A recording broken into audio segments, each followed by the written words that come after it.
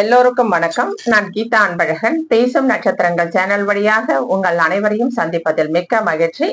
முதலில் என்னுடைய குருநாதர் அனைவருக்கும் என்னுடைய அன்பான வணக்கங்கள். இன்னைக்கு என்ன நம்ம பார்க்க போகிறோம் அப்படின்னா, வருகின்ற ராகு கேது பயிற்சி பத்தி தான். இந்த ராகு கேது பயிற்சி எப்ப நடைபெற போகுது அப்படின்னு சொன்னா, இந்த வருட இறுதியில டிசம்பர் மாசம் நடைபெற போகுது. ஆனா அது இப்போ நட்சத்திர சாரம் வாங்கி 1 மாத காலம் ஆகிறது. இப்பொழுதே அதனுடைய பலன்கள் நடக்க ஆரம்பிச்சிடும். ராகு கேது பயிற்சி இன்னும் 3 மாதம் கழித்து தான் நடக்கும், அப்பதான் அந்த மாதிரியான பலன்களை ஒருத்தருக்கு தரும் அப்படின்னு சொன்னாலும், இப்பொழுதுல இருந்தே அந்த ஜாதகருக்கு அந்த ராகு கேது பயிற்சியால் என்னென்ன பலன்கள் நடைபெறணுமோ அது அத்தனையும் நடைபெற ஆரம்பிக்கும். ஏன் அப்படின்னு சொன்னா, இப்ப ஏற்கனவே இதுதான் 12 ராசி கட்டம் இல்லையா. இப்ப ராகு கேது ராகு கும்பராசியில இருக்கிறாரு. கும்பராசியில இருக்கிற ராகு மேல் நோக்கி எல்லா ராசியும் எல்லா கிரகங்களும் இப்படி சுத்தும், மேல் நோக்கி இப்படி சுத்தும் இல்லைங்களா, வலது பக்கமா சுத்தும். ஆனா ராகு கேது இப்படி இந்த சைட்ல சுத்தம், கிழக்கு நோக்கி சுத்தம். அப்படி இருக்கும் பொழுது கும்பத்தில் இருக்கிற ராகு மகரத்திற்கு தான் வருவார். கும்பத்தில் இருக்கிற ராகு மீனத்திற்கு போக மாட்டார். அப்போ கும்பத்தில் இருக்கிற ராகு மீனத்துக்கு வர்றது எப்ப வருதுன்னா 13/11/2026 13ஆம் தேதி 11ஆம் மாசம் 2026 அப்போ வராரு. ஆனா இவர் இப்ப எங்க இருக்காரு அப்படின்னு சொன்னா, கும்பத்தில் தான் இருக்காரு. கும்பத்துல முதல்ல எந்த நட்சத்திரத்துல இருந்தார்? கும்பத்துல ஒரு 2.5 நட்சத்திர பாதங்கள் இருக்கு இல்லையா, 2.5 நட்சத்திரங்கள் 9 பாதங்கள் இருக்கு இல்லையா.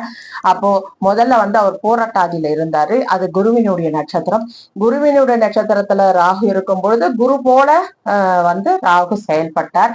அடுத்து சதயத்துக்கு வந்தார், அவருடைய சொந்த நட்சத்திரத்துக்கே வந்தார். அப்போ ராகு மிகவும் வீரியமாக பலமாக அவர் செயல்பட்டார். இப்போ யார் நட்சத்திரத்துக்கு வந்திருக்கார் அப்படின்னு சொன்னா, அவர் அவிட்ட நட்சத்திரத்துக்கு வந்துட்டார். இப்போ இந்த அவிட்ட நட்சத்திரத்துக்கு எப்ப மாறினார் அப்படின்னா, ஜூன் 30ஆம் தேதியே வந்துட்டார். இப்ப ஜூலை மாசம் ஃபுல்லா போகுது. குறைஞ்சபட்சம் ஒரு 28 நாட்கள் ஆகின்றது. இந்த 28 நாட்கள்லயே ஜாதகர் அனைவருக்குமே பல மாற்றங்கள் அவர்களுக்கு நடைபெற்றிருக்கும். ஏன்னா இந்த ராகு கேது பயிற்சியால என்னென்ன மாற்றங்கள் ஏற்படணும் அப்படின்னு இருக்கிறதோ அது எல்லாமே இப்பவே மாற ஆரம்பிச்சிருக்கும். ஏன்னா ஒரு கிரகங்கள் தனியா தனிச்சு செயல்பட முடியாது. அந்த கிரகங்கள் அது ஏறிய நட்சத்திர சார வழியாகத்தான் அதனுடைய பலாபலன்களை தர முடியும். அப்படி இருக்கும் பொழுது ராகு இப்பொழுது செவ்வாயுடைய நட்சத்திர சாரத்துல ஏறி இருக்கார். செவ்வாயுடைய நட்சத்திர சாரம் என்பது அவிட்டம். இந்த அவிட்டத்தினுடைய சாரம் ஏறும் பொழுது செவ்வாயான ஒரு சுறுசுறுப்பு, ஒரு முரட்டுத்தனம், ஒரு வேகம், அந்த மாதிரியான ஒரு குணத்தையும், ராகு என்பது ஒரு பிரம்மாண்டம், அந்த மாதிரியான ஒரு கிரகத்தின் தன்மையையும் சேர்த்து இப்ப எல்லா ஜாதகருக்கும் அதனுடைய பலன்களை தர அவர் ஏதுவா இருக்காரு. அதனால இப்பொழுதே ராகு கேதுவோட பயிற்சி பலன் எல்லா ஜாதகருக்கும் நடக்க ஆரம்பிக்கும். 3 மாதம் கழிச்சு ராகு கேது பயிற்சி அப்படின்னு சொல்றது ராசிக்கு தான்.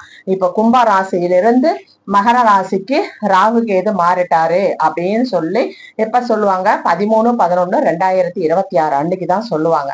ஆனா அது திருக்கணித பிரகாரம். ஆனா இப்போ நாங்க நட்சத்திர சார ஜோதிடம் இல்லையா, அப்போ நட்சத்திரங்கள் தான் பேசும். ராசியை மையமாக கொண்டு எந்த ஜோதிடமும் கிடையாது, எந்த தசாபுத்தியும் கிடையாது. உதாரணமாக ஒரு குழந்தை மேஷ ராசியில பிறக்குது, ஒரு கேதுவோட நட்சத்திரம் அஸ்வினி நட்சத்திரத்துல பிறக்குதுன்னா அப்ப அந்த நட்சத்திரத்துடைய தசை எதுவோ அதுதான் முதல் தசை அப்படின்னு சொல்லிட்டு ஜாதகருக்கு குறிப்பிடுவோம். அப்ப நட்சத்திரத்தை பேஸ் பண்ணிதான் தசைகள் வருகிறது ஒழிய மேஷ ராசியில பிறக்குது அப்படின்னு சொல்லிட்டு செவ்வாய் தசை முதல் தசைன்னு சொல்லிட்டு யாருமே சொல்றது கிடையாது. அப்படி இருக்கும் பொழுது ஒரு பயிற்சி பலனை, ஒரு குரு பயிற்சியா இருக்கட்டும், ராகு கேது பயிற்சியாக இருக்கட்டும், எதுவாக இருந்தாலும் ஒரு கட்டத்திலிருந்து ஒரு கட்டத்தை மாறுகிறது, கும்பத்திலிருந்து மகரத்திற்கு மாறுகிறது அப்படின்னு சொன்னா அது பயிற்சி பலனா ஆகாது. ஒரு நட்சத்திரத்திலிருந்து இன்னொரு நட்சத்திரத்துக்கு மாறுகிறது அப்படின்னா கண்டிப்பாக அது பயிற்சி தான். ஏன்னா ஒரு நட்சத்திரத்தினுடைய தன்மையிலிருந்து இன்னொரு நட்சத்திரத்தினுடைய தன்மைக்கு அந்த கிரகம் மாறுகிறது. அப்படி மாறும் பொழுது பொழுது அதனுடைய பலன்களும் கரெக்டாக துல்லியமாக ஜாதகருக்கு நடைபெற ஆரம்பிக்கும். இப்ப ராகு மாறி 28 நாட்கள் ஆகிடுச்சு. எந்த நட்சத்திரத்துல வந்திருக்கார்? அவர் அவிட்டம் நட்சத்திரத்துல, செவ்வாயோட நட்சத்திரத்துல அவர் சாரம் வாங்கியிருக்கார். இப்ப இது அவிட்டத்திலே 4 பாதம் இருக்கு இல்லையா? 2 பாதங்கள் கும்பராசியிலும் 2 பாதங்கள் மகர ராசியிலும் இருக்குது அப்படின்னு சொல்லிட்டு கூறப்பட்டிருக்கிறது. இது பாரம்பரியம். நாங்க நட்சத்திரத்தை சார ஜோதிடத்துல அதுதான் உயர்நிலை. அடிப்படை என்பது வேதிக் என்கின்ற பாரம்பரிய ஜோதிடம். அது பொதுவான பலனை சொல்லக்கூடியது. ஒரு ஜாதகத்துல நடக்குமா நடக்காதா, ராசி பலன் என்ன, குரு பயிற்சி வந்துருச்சா, குரு பலன் வந்துருச்சா அப்படின்னு சொல்றது ஒரு பொதுவான பலன். எல்லாருக்கும் ஒரே மாதிரி சொல்லக்கூடிய பலன். மகர ராசியில பிறந்தவங்க எல்லாருமே கோடீஸ்வரனா ஆகிறதும் இல்லை, எல்லாரும் பிச்சைக்காரனா இருக்கிறதும் இல்லை. ஆனா பொதுவா என்ன சொல்லுவாங்க, இந்த 2 மணி நேரத்துல பிறக்கிற எல்லா குழந்தைக்கும் ஒரே ஜாதகம், ஒரே தசா புத்தி அப்படின்னு சொல்லிட்டு பலனை சொல்லிடுவாங்க. எல்லா பலனும் ஒன்ன போல, ஒருத்தரை மாதிரி யாருமே இருக்க மாட்டாங்க. ஒவ்வொருத்தருக்கும் அவங்களுக்கு ஒரு தனித்தன்மை உண்டு, தனி ஜாதகம் உண்டு. 1 நிமிட இடைவெளியில் பிறக்கிறவங்களுக்கு கூட தனி ஜாதகம் உண்டு. இதுதான் உயர்கணித சார ஜோதிட முறை, உயர்நிலை ஜாதகம். சரிங்களா? இப்ப கும்பராசியில் இருக்கிற அந்த அவிட்ட நட்சத்திரம் 9 பாதத்துல பிரிக்கப்படும். அது மிகவும் துல்லியமாக வரக்கூடியது. இப்ப உங்க பாரம்பரிய பிரகாரம் பார்த்தாலே 4 பாதத்துல வருது இந்த அவிட்ட நட்சத்திரம்.